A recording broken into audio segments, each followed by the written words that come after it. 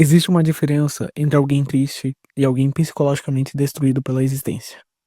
Guts não é apenas um protagonista violento de um mangá sombrio. Ele é praticamente um estudo psicológico sobre o que acontece quando um ser humano cresce sem amor, sem segurança e sem qualquer sensação de pertencimento. Desde o início de Berserker, o sofrimento não aparece como um obstáculo temporário, ele aparece como a própria estrutura da vida. Guts nasce em um campo de cadáveres. Sua infância é marcada por abandono, agressão e violência constante. Sua adolescência é construída dentro da guerra. E sua vida adulta se torna uma sequência interminável de perdas. Psicologicamente, isso cria alguém incapaz de acreditar no mundo, porque quando uma pessoa cresce sobrevivendo todos os dias, sua mente para de procurar felicidade. Ela procura apenas ameaça. E é exatamente isso que Guts se torna. Um homem biologicamente vivo, mas emocionalmente preso em um estado permanente de combate.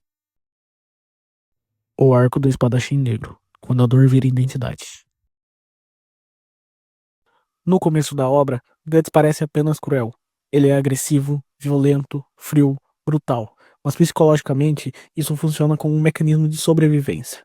Na psicologia do trauma, muitas vítimas desenvolvem uma personalidade defensiva extrema. A agressividade se torna uma armadura emocional. Guts age como alguém que acredita que o mundo inteiro está tentando destruí-lo. E honestamente, para ele isso quase sempre foi verdade. O espadachim negro não é apenas um apelido estiloso, é praticamente uma identidade construída pela dor. Ele vive isolado, porque conexões emocionais significam vulnerabilidade. Ele rejeita carinho porque carinho pode ser perdido. Ele destrói antes de ser destruído. Existe algo profundamente triste nisso. Gutston consegue mais diferenciar proteção de violência. A Tropa do Falcão e o primeiro contato com pertencimento. O arco da Tropa do Falcão talvez seja a única fase onde Guts experimenta algo próximo da felicidade. Pela primeira vez, ele tem companheiros, ele possui um objetivo, ele sente reconhecimento e ele cria vínculos emocionais. E também encontra o amor. Mas isso gera outro problema psicológico. Pessoas traumatizadas frequentemente não sabem lidar com pertencimento, porque o cérebro delas foi treinado para esperar abandono. Então, mesmo quando encontram afeto, vivem em estado de tensão.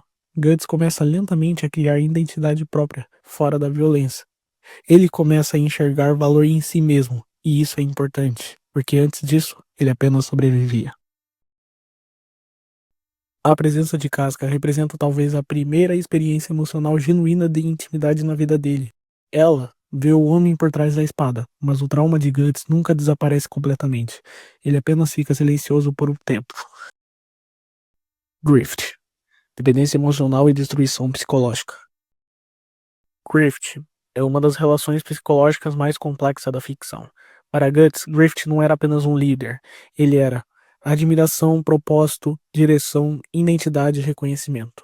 Muitas vítimas de abandono acabam desenvolvendo relações extremamente intensas com pessoas que lhes oferecem validação, porque quem nunca recebeu amor verdadeiro passa a depender emocionalmente de qualquer sensação de importância. Quando Guts decide sair da Tropa do Falcão, algo interessante acontece.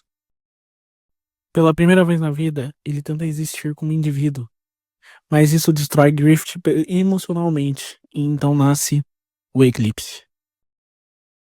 O Eclipse, o nascimento definitivo do trauma. O Eclipse não é apenas um massacre, é a destruição absoluta da mente humana. Naquele momento, Guts testemunha morte, traição, impotência, perda, violência extrema e o colapso completo da sua esperança. A pior parte psicológica não é apenas o horror físico, é o fato de que tudo vem da pessoa em que ele mais confiava. Traumas causados por desconhecidos machucam, mas traumas causados por alguém que ama destrói a estrutura emocional inteira. Depois do eclipse, Guts entra em um estado psicológico próximo do colapso permanente. Ele não consegue descansar, não consegue confiar e não consegue esquecer. Seu cérebro passa a existir em modo de guerra contínua. Na psicologia, isso lembra sintomas severos de transtorno de estresse pós-traumático, pesadelos, hipervigilância, paranoia, impulsividade, raiva extrema, dissociação emocional. Guts se torna um homem perseguido pelas próprias memórias. A Beast of Darkness, o monstro psicológico dentro dele. A Beast of Darkness talvez seja a representação psicológica mais assustadora de Berserk. Ela simboliza ódio acumulado, desejo destrutivo, impulso da violência e vontade de desistir da humanidade. Na visão de Carl Jung, todo ser humano possui uma sombra, partes reprimidas da personalidade que carregam impulsos violentos, egoístas e destrutivos. A Beast of Darkness é exatamente isso. Ela constantemente tenta convencer Guts de que amor é fraqueza, companheiros são peso, afeto gera sofrimento e a violência é a única verdade no mundo. O mais sombrio é que parte dele acredita nisso, porque sua experiência de vida parece confirmar essa visão. A armadura Berserk, quando o sofrimento toma controle do corpo. A armadura Berserker funciona quase como uma metáfora para a autodestruição psicológica. Ela transforma a dor em força, e quanto mais destruído Guts está, mais poderoso ele fica, mais brutal ele se torna, menos humano ele parece. Isso lembra pessoas que utilizam o próprio sofrimento como combustível emocional. Elas continuam funcionando, mas lentamente vão perdendo a própria identidade. A armadura literalmente quebra o corpo dele quando ele mantém ela em movimento. E isso simboliza perfeitamente a condição mental de Guts. Ele continua andando, mesmo completamente destruído por dentro. O arco de fantasia. A falsa possibilidade de paz. Por um breve momento, parece que Guts finalmente está se aproximando da cura. Ele cria novos vínculos, Farnese, Sherk, Sérpico e Isidro. Essas pessoas começam lentamente a reconstruir sua humanidade. Isso é exatamente importante psicologicamente, porque traumas profundos não são curados apenas ficando forte. Eles começam a cicatrizar através da conexão emocional segura. Guts começa a reaprender sobre confiança, cuidado, companheirismo, responsabilidade emocional, mas Berserk nunca oferece paz completa, porque o trauma não desaparece só porque alguém encontrou pessoas boas. O passado continua vivo dentro dele. O estado atual de Guts. A prisão emocional absoluta. Nos capítulos atuais, vemos talvez a versão mais deprimida de Guts. E isso é assustador. Porque não estamos vendo um homem apenas furioso. Estamos vendo um homem vazio.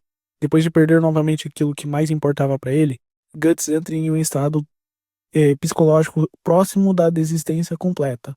Ele já não reage como antes. Não existe mais explosão constante de raiva. Não existe mais impulso incontrolável de lutar. Existe apenas exaustão emocional. Isso lembra estados severos de depressão traumática. Apatia, desligamento emocional, sensação de inutilidade, perda de propósito e ausência de esperança. O mais sombrio é que Guts começa a se afastar justamente das pessoas que mais se importam com ele, porque pessoas profundamente traumatizadas muitas vezes acreditam que quem fica perto de mim acaba sofrendo. Então eles se isolam para evitar novas perdas. Mesmo tendo novos amigos, mesmo tendo pessoas que o amam, Guts parece psicologicamente incapaz de acreditar que merece permanecer ao lado delas. A prisão onde ele se encontra atualmente não parece apenas física. Ela parece mental, como se toda sua vida finalmente estivesse esmagado ao pouco de esperança que restava. O verdadeiro horror de Berserk.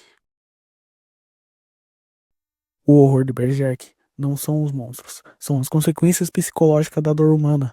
Guts é aterrorizante porque ele parece real emocionalmente. Ele representa pessoas que viveram um trauma demais, perderam pessoas demais, carregaram peso demais e continuaram existindo apenas porque parar parecia impossível. No fundo, Guts é alguém tentando desesperadamente encontrar sentido em um mundo onde tudo parece destinado à perda. E talvez seja exatamente isso que torna Berserk tão pesado. Ele mostra que às vezes o maior sofrimento não é morrer, é continuar vivendo depois que sua mente já não consegue mais suportar a própria existência. Mano, eu tentei passar o máximo de enredo possível de Berserk, né? Eu falei bastante coisa que eu manjo e gostei muito de fazer esse roteiro. Espero que vocês tenham gostado também. Só explicando um pouquinho da psicologia baseada ali no nosso Guts, que é o meu personagem favorito de Berserk. Não sei o de vocês, mas é isso, mano. Eu também não consigo colocar muitas imagens porque não quero tomar strike, não quero tomar direitos autorais nem nada. Quero fazer o canal bonitinho e quero que siga assim. Valeu. Eu vou deixar o jogo aí, que é o Hollow Knight, mas eu vou tentar mudar algumas coisas mais pra frente com a edição. Mas eu tô me acostumando ainda. Valeu.